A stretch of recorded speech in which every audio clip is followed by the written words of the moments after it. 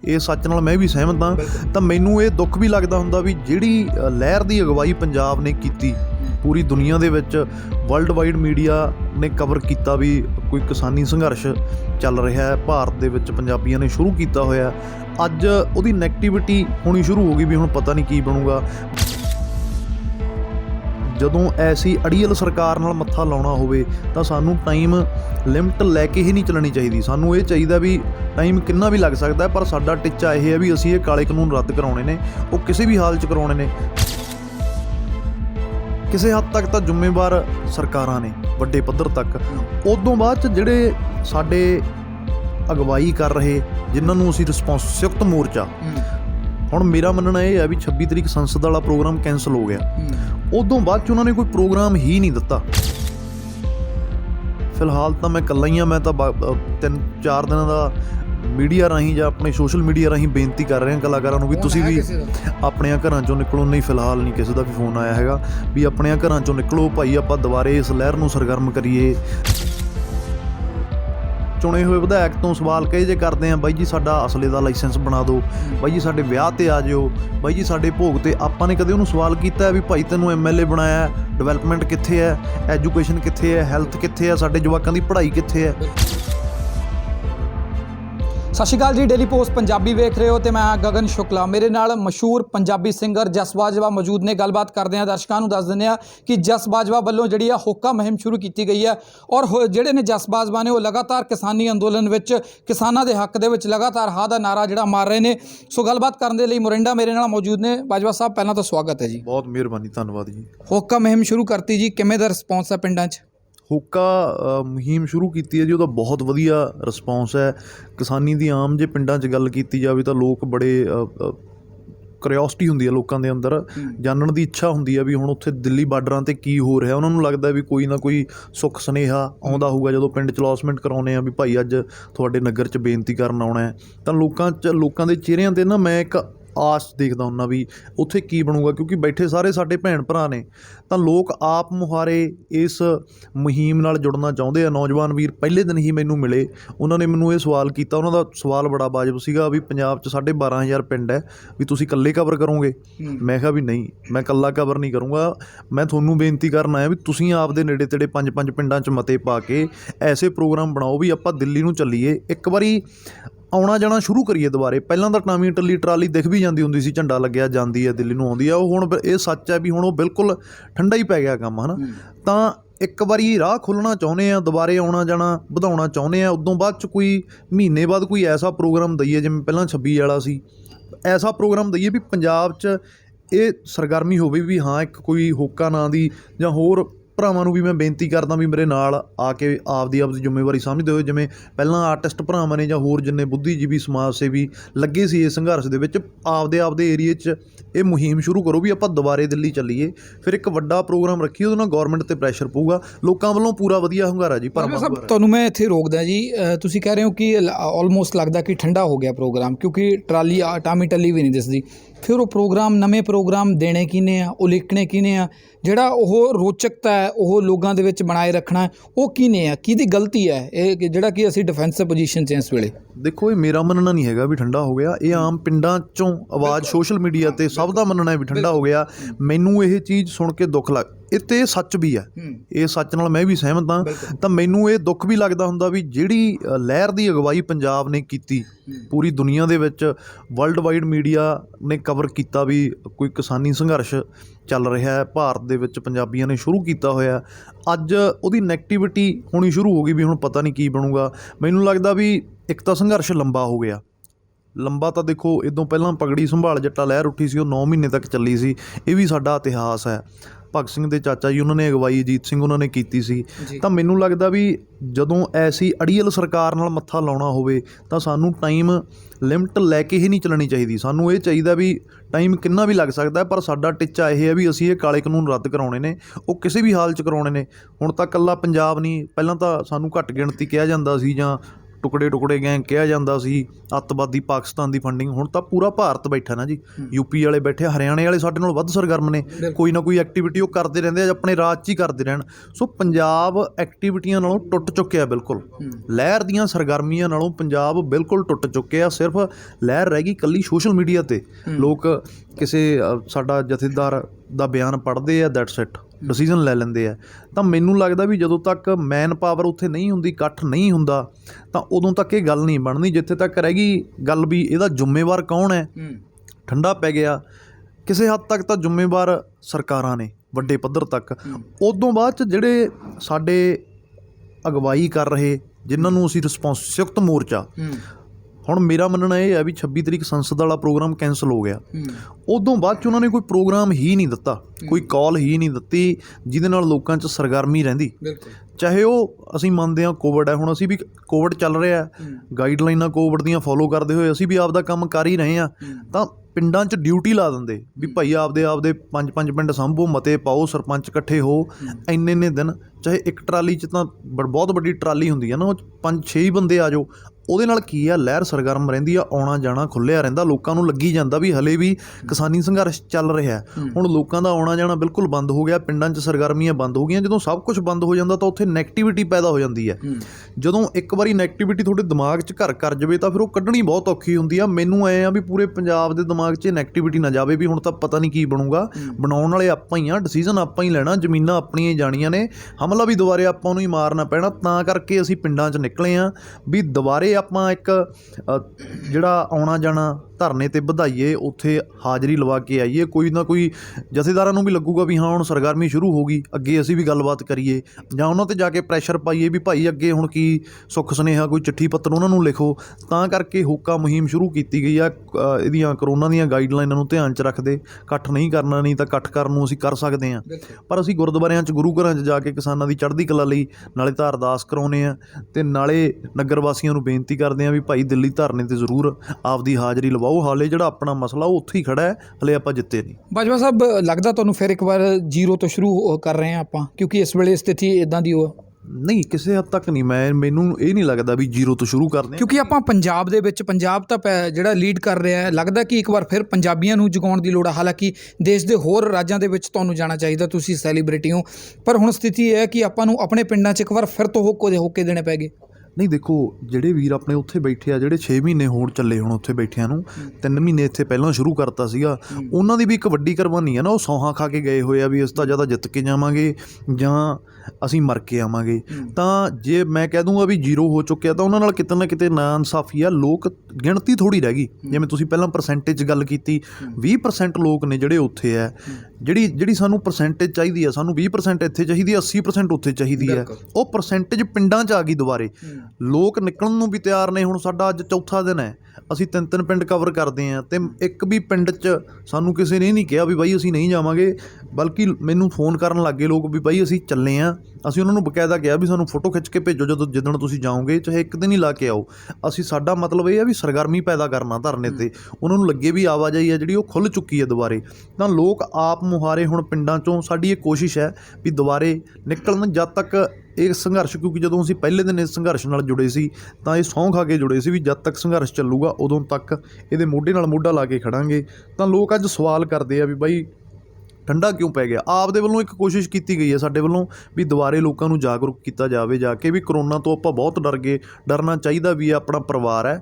ਪਰ ਕਰੋਨਾ ਤੋਂ ਵੀ ਵੱਡਾ ਮੁੱਦਾ ਸਾਡੇ ਲਈ ਇਹ ਕਾਲੇ ਕਾਨੂੰਨ ਨੇ। ਕਰੋਨਾ ਤੋਂ ਬਚ ਵੀ ਜਾਵਾਂਗੇ ਜੇ ਕਾਨੂੰਨ ਕਰੋਨਾ ਦੀ ਆੜ 'ਚ ਲਾਗੂ ਹੋ ਗਏ ਤਾਂ 2-3 ਸਾਲਾਂ ਦੇ ਵਿੱਚ ਜਿਹੜਾ ਕਾਰਪੋਰੇਟ ਹੈ ਉਹ ਸਾਡੇ ਗਲ ਦੀ ਹੱਡੀ ਬਣ ਜਾਊਗਾ। ਸਾਡੇ ਕੋਲ ਫਿਰ ਪੱਲੇ ਪੰਜਾਬ ਨੂੰ ਸਿਰਜਿਆ ਹੀ ਨਹੀਂ ਜਾਊਗਾ ਖੇਤੀ ਤੋਂ ਬਿਨਾਂ।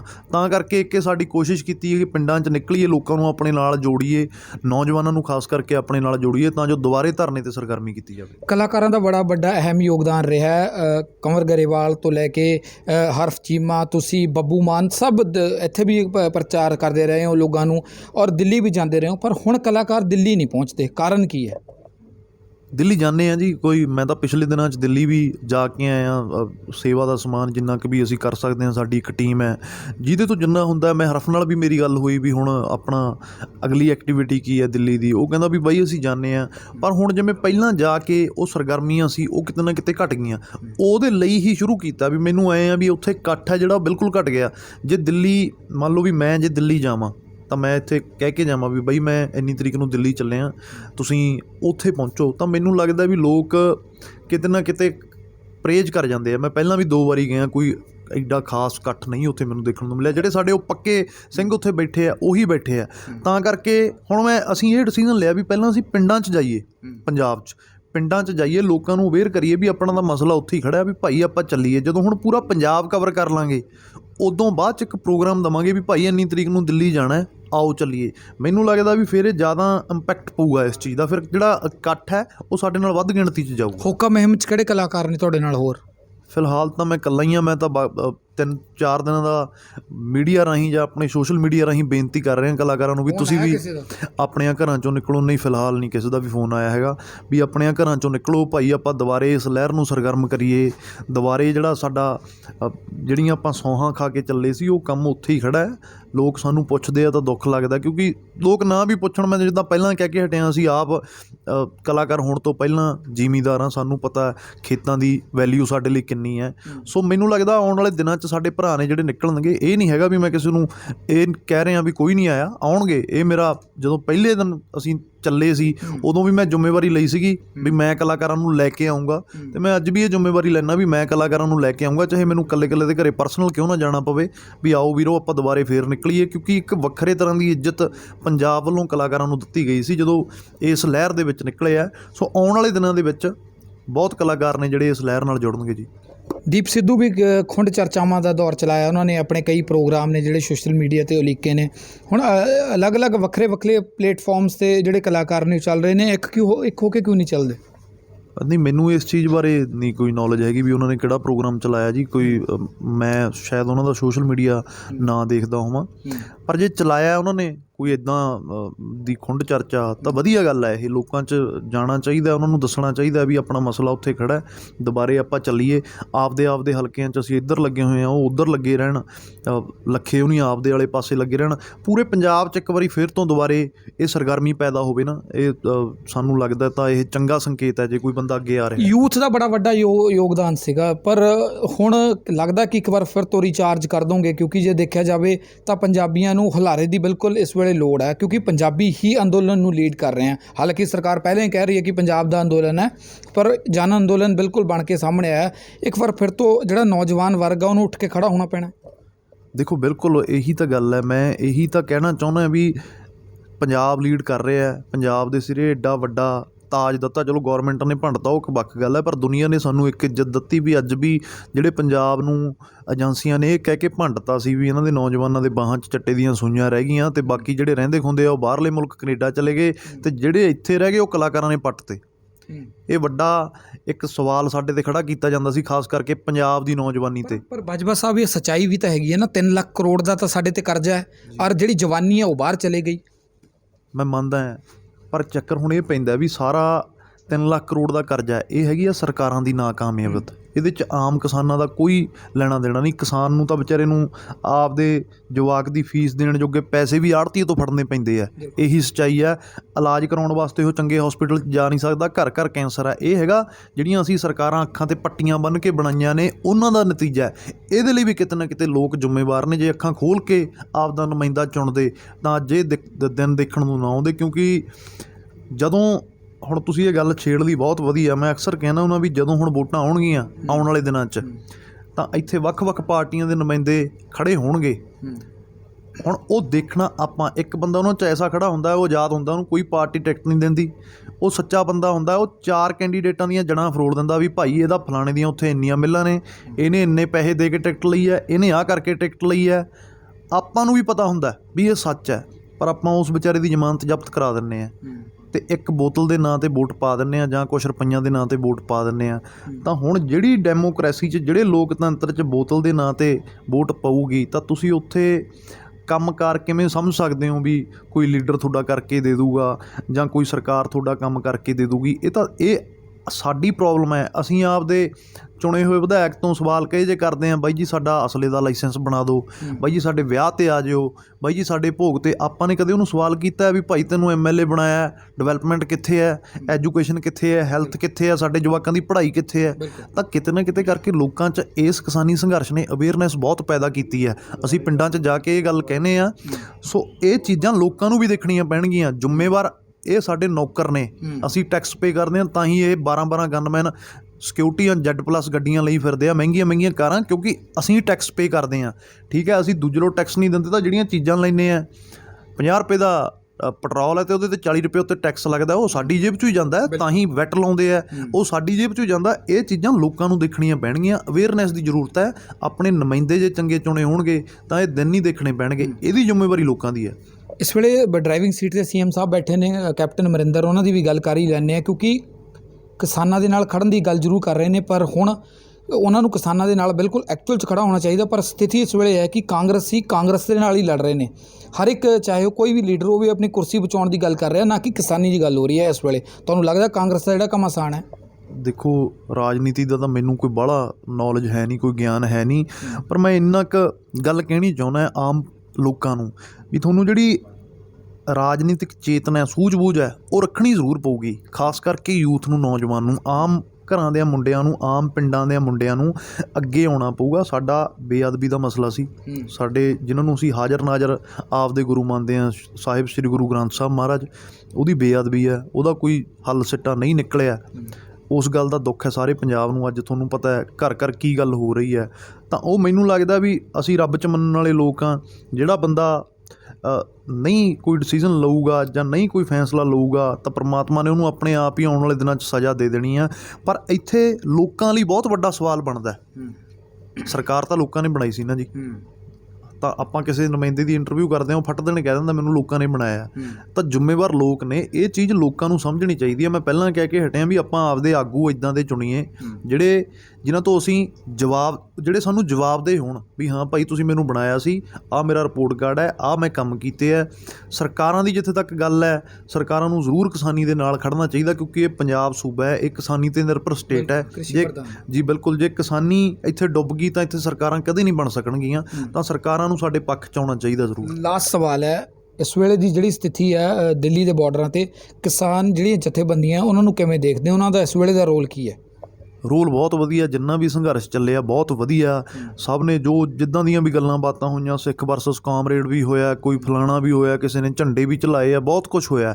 ਪਰ ਮੈਨੂੰ ਲੱਗਦਾ ਵੀ ਸਾਡਾ ਜਿਹੜਾ ਮਸਲਾ, ਮੈਂ ਵਾਰ-ਵਾਰ ਕਹਿੰਦਾ, ਉਹ ਉੱਥੇ ਹੀ ਖੜ੍ਹਾ ਹੈ। ਹੁਣ 26 ਵਾਲੀ ਜਿਹੜੀ ਘਟਨਾ ਹੈ ਉਹਨੂੰ ਭੁੱਲ ਕੇ ਅੱਗੇ ਵਧਣਾ ਚਾਹੀਦਾ ਹੈ, ਨਾ ਕਿ ਆਪਾਂ ਉਸੇ 'ਤੇ ਵਿਚਾਰ ਚਰਚਾ ਕਰੀ ਜਾਈਏ। ਜੋ ਹੋ ਗਿਆ। ਸੰਗਤ ਨੇ ਆਪਣੇ ਆਪ ਹੀ ਫੈਸਲਾ ਕਰ ਦੇਣਾ ਕਿਹੜਾ ਚੰਗਾ ਸੀ, ਕਿਹੜਾ ਮਾੜਾ ਸੀ। ਪਰ ਸਾਨੂੰ ਕੋਈ ਐਸੀ ਕਾਲ, ਲਹਿਰ ਨੂੰ ਜਿਉਂਦਾ ਰੱਖਣ ਵਾਸਤੇ ਜਿਹੜੇ ਸਾਡੇ ਆਗੂ ਸਾਹਿਬਾਨ ਨੇ, ਮੈਂ ਉਹਨਾਂ ਦੇ ਚਰਨਾਂ 'ਚ ਬੇਨਤੀ ਕਰਦਾ ਵੀ ਤੁਹਾਨੂੰ ਧਰਨੇ ਦੇ ਨਾਲ ਲੋਕਾਂ ਨੂੰ ਜੋੜ ਕੇ ਰੱਖਣਾ ਚਾਹੀਦਾ। ਕੋਈ ਨਾ ਕੋਈ ਗਤੀਵਿਧੀ ਇੱਦਾਂ ਦੀ ਹੋਣੀ ਚਾਹੀਦੀ ਆ। ਕੋਵਿਡ ਹੋ ਗਿਆ, ਕੋਵਿਡ ਤਾਂ ਹੁਣ 2 ਸਾਲ ਨਹੀਂ ਜਾਊਗਾ, ਤਾਂ ਮਤਲਬ ਇਹ ਆ ਸਾਡਾ 2 ਸਾਲ ਮਸਲਾ ਹੱਲ ਨਹੀਂ ਹੋਊਗਾ। ਸਾਨੂੰ ਰਾਹ ਲੱਭਣੇ ਚਾਹੀਦੇ ਆ ਵੀ ਜੇ ਕੋਵਿਡ ਹੋ ਗਿਆ, ਗਾਈਡਲਾਈਨਾਂ ਨੇ ਗੌਰਮੈਂਟ ਦੀਆਂ, ਤਾਂ ਅਸੀਂ ਕੀ ਕਰ ਸਕਦੇ ਹਾਂ। ਐਕਸ਼ਨ ਲੈਣੇ ਚਾਹੀਦੇ ਨੇ। ਉਹਦੇ ਨਾਲ ਲੋਕਾਂ 'ਚ ਸਰਗਰਮੀ ਰਹਿੰਦੀ ਆ। ਨੈਗੇਟਿਵ ਹੁਣ ਕੋਈ ਐਕਸ਼ਨ ਨਹੀਂ ਲਿਆ ਪਿਛਲੇ 3 ਮਹੀਨੇ ਤੋਂ, ਸੰਸਦ ਘੇਰਨ ਤੋਂ ਬਾਅਦ। ਹੁਣ ਕੋਈ ਐਕਸ਼ਨ ਨਹੀਂ ਲਿਆ, ਤਾਂ ਹੀ ਤਾਂ ਲੋਕ ਠੰਡੇ ਪੈ ਗਏ ਬਈ ਹੁਣ ਕੁਛ ਹੋਣਾ ਨਹੀਂ। ਲੋਕ ਚਾਹੁੰਦੇ ਆ, ਪਿੰਡਾਂ 'ਚ ਲੋਕ ਚਾਹੁੰਦੇ ਆ ਕੋਈ ਪ੍ਰੋਗਰਾਮ ਆਵੇ, ਪਰ ਉਹਨਾਂ ਨੂੰ ਪ੍ਰੋਗਰਾਮ ਦੇਣੇ ਚਾਹੀਦੇ ਆ। ਮੈਂ ਤਾਂ ਉਹਨਾਂ ਨੂੰ ਇਹੀ ਬੇਨਤੀ ਕਰਦਾ ਵੀ ਤੁਸੀਂ ਆਉਣ ਵਾਲੇ ਦਿਨਾਂ 'ਚ ਪ੍ਰੋਗਰਾਮ ਦਿਓ। ਅਸੀਂ ਪੰਜਾਬ ਦਾ ਸਾਰਾ ਯੂਥ, ਪੰਜਾਬ ਦਾ ਕਿਸਾਨ ਭਾਈਚਾਰਾ ਉਹਨਾਂ ਦੇ ਨਾਲ ਹੈ। ਬਹੁਤ ਮਿਹਰਬਾਨੀ। ਸੋ ਜਸ ਬਾਜਵਾ ਨੇ ਇਹਨਾਂ ਦਾ ਕਹਿਣਾ ਕਿ ਕਿਸਾਨ ਜਥੇਬੰਦੀਆਂ ਨੂੰ ਨਵੇਂ ਪ੍ਰੋਗਰਾਮ ਦੇਣੇ ਚਾਹੀਦੇ ਆ ਤਾਂ ਕਿ ਯੂਥ ਜਿਹੜਾ ਇੱਕ ਵਾਰ ਦੁਬਾਰਾ ਦਿੱਲੀ ਪਹੁੰਚੇ। ਔਰ ਸਭ ਨਾਲੋਂ ਵੱਡੀ ਗੱਲ ਹੈ, ਸਰਕਾਰ ਨੂੰ ਕਿਸਾਨਾਂ ਦੀ, ਆਪਣੇ ਲੋਕਾਂ ਦੀ ਬਾਂਹ ਫੜਨੀ ਚਾਹੀਦੀ ਹੈ, ਕਿਉਂਕਿ ਕਿਸਾਨ ਦੇਸ਼ ਦਾ ਅੰਨਦਾਤਾ, ਕਿਸਾਨ ਹੀ ਅੰਨ ਪੈਦਾ ਕਰਦਾ, ਤਾਂ ਹੀ ਪੂਰੇ ਦੇਸ਼ ਦਾ ਢਿੱਡ ਭਰਿਆ ਜਾਂਦਾ। ਔਰ ਸਭ ਨਾਲੋਂ ਵੱਡੀ ਗੱਲ ਹੈ, ਹੁਕਮ ਮੁਹਿੰਮ ਸ਼ੁਰੂ ਕੀਤੀ ਗਈ ਹੈ, ਜਿਸ ਦੇ ਵਿੱਚ ਇੱਕ ਵਾਰ ਫਿਰ ਨੌਜਵਾਨਾਂ ਨੂੰ, ਹਰ ਇੱਕ ਵਰਗ ਨੂੰ ਹੁਕਾ ਦਿੱਤਾ ਗਿਆ ਕਿ ਉਹ ਦਿੱਲੀ ਦੀਆਂ ਬਰੂਹਾਂ, ਦੇਸ਼ ਦੀ ਰਾਜਧਾਨੀ ਦੇ ਬਾਹਰ ਜਾਣ, ਤਾਂ ਕਿ ਕਿਸਾਨੀ ਅੰਦੋਲਨ ਨੂੰ ਇੱਕ ਵਾਰ ਫਿਰ ਤੋਂ ਖੜਾ ਕੀਤਾ ਜਾਵੇ। ਕੈਮਰਾਮੈਨ ਕਮਲਜੀਤ ਦੇ ਨਾਲ ਗਗਨ ਸ਼ੁਕਲਾ, ਡੇਲੀ ਪੋਸਟ ਪੰਜਾਬੀ।